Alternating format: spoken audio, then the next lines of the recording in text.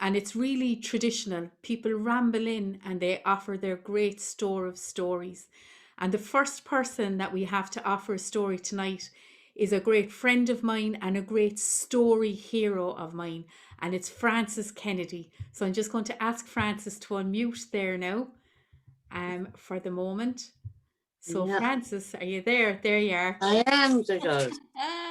Lovely to see you. So I'm just going to spotlight you there, and while I'm doing that, you can be preparing your story for us. And I'm going to tell Colin to be ready because I'll be calling on him next.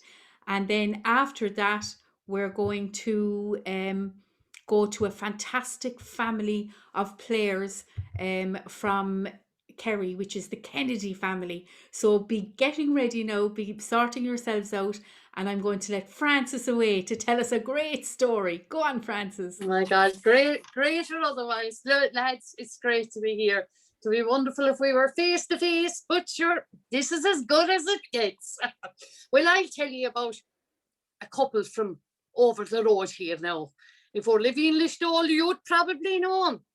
Johnny and Mary. Well, they got married, and sure, look, I'm going back the years now. The two of them got married, and sure, she was mad about him, and they were getting on great and everything. And you know the way, the first flush of love, do you know when you start kind of, you know, putting the sugar in the tea for him and putting the milk into the tea, but you know, taking the top off the egg and making little soldiers for him. And this is the caper that Mary was at. But you know now, if you start that caper with your partner, you'll be left at it. In the finish, you should be there lacing his shoes. You should be doing everything for him. And you know the same man, he kind of sat back and let her at it. He was good for nothing, except the one thing. Now, sure, I suppose you're wondering what that thing was. Well, I can tell you what that thing was, and that was answering the rosary. He was no good at anything else. He wouldn't do a tap around the place for her. And poor old Mary, oh, her fingers were worn up to the elbows trying to cope with him and trying to cook and wash and do everything for her. The only thing that kept her going was her one true love. And at this stage now, there was something else besides Johnny. No, it was not another man. I'm going back to the time there was none of that caper. It was her bicycle. She'd be on the high Nelly, her one true love, and she'd be every day cycling out somewhere. She could cycle into Listowel today. She could cycle out to the Six Crosses tomorrow, maybe out to Ballybunion the day after. She was every day on the road shopping. Shopping, Maria. There wasn't much shopping coming back, but there was bags full of news coming back.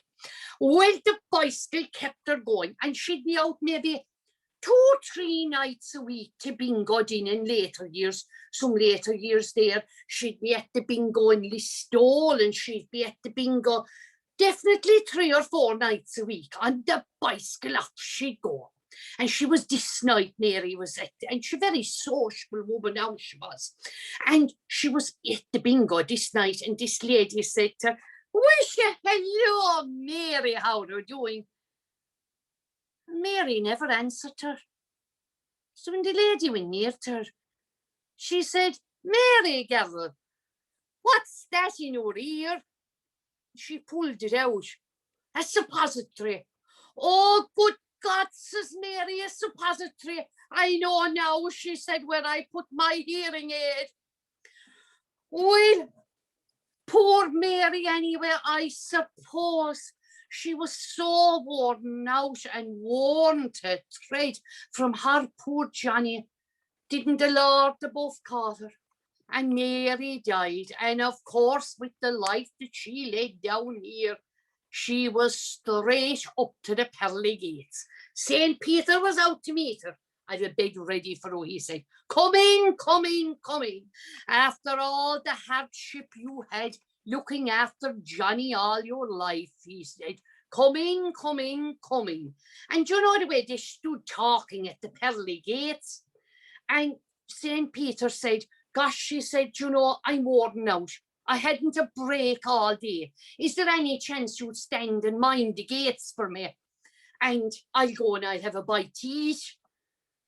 And Mary said, well, I will, she said. But if somebody comes, well, what'll I say? What'll I do? She said. And St. Peter said, "'Tis very easy. The test to get in here is very easy. All you do is ask him to spell one word."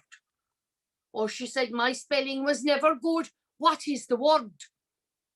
And St. Peter said, "Very simple word, love. 4 letters, L-O-V-E,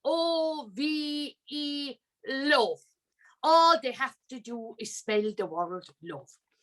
Well, Mary was sitting above at the pearly gates and she thinking, oh, this great. I'm in for a lifetime of paradise. And whatever look she gave down the corner of the road, who should she see coming? Honey Johnny, her husband. Oh my God, there he was. She was only here and he was following her up. Well, when she came to the gate, she said, "Mary, girl, have they you in charge already?" She said, "Oh, Johnny," she said, "how did you up and die?" She said, "How are you here?" Oh, he said, "I was lonesome without you, Mary." He said, "I'd nobody to do anything for me." And he said, "Will you open the gates there, Mary, since you're in charge, and let me in?" And Mary to think. And she said, "Whoa. Well, Johnny, it isn't that simple," she said. "You have to answer a small little test." "What kind of a test would that be, Cecilia?" "Oh," she said, "you have to spell a word. And if you get the spelling right, you can go in." "Oh, good God," he said, "sure, I only got the first book at school." He said, "I'd be no good at spelling. What's the word?" And she thought, and she said, "Nicaragua." So she wanted no more to do with her, Johnny. That's it, folks.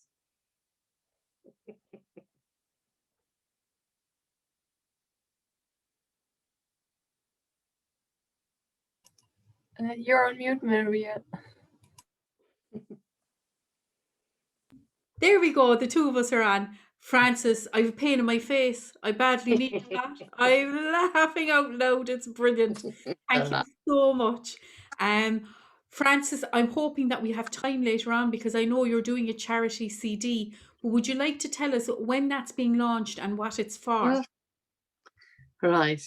Now or later?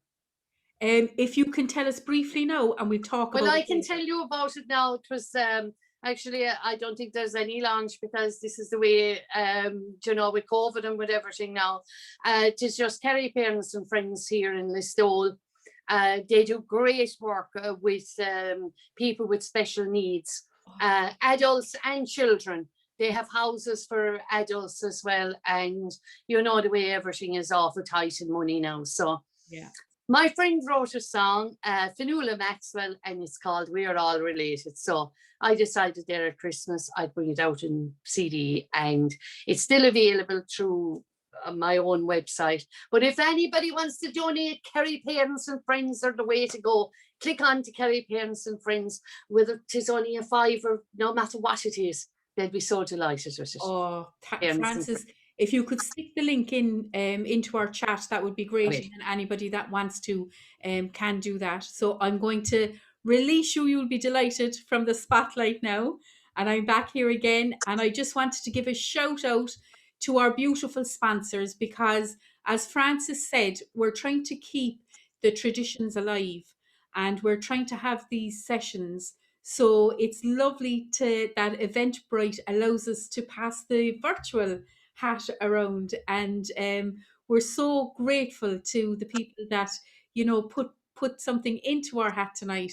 So I'd like to say hello to Caroline Dunn Barazzi, to Breda Hearn, to Saoirse Kennedy, to our wonderful Cara Trant. The support and the backing from that woman, and how she gets everything running and is never in the spotlight herself.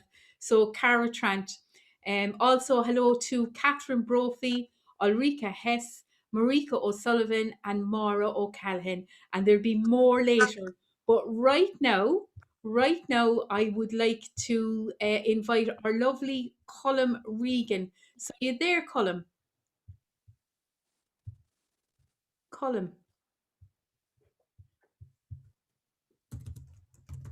I love these they oh, I think I just unmuted him. He just unmuted and I muted him again. There you go, Colm.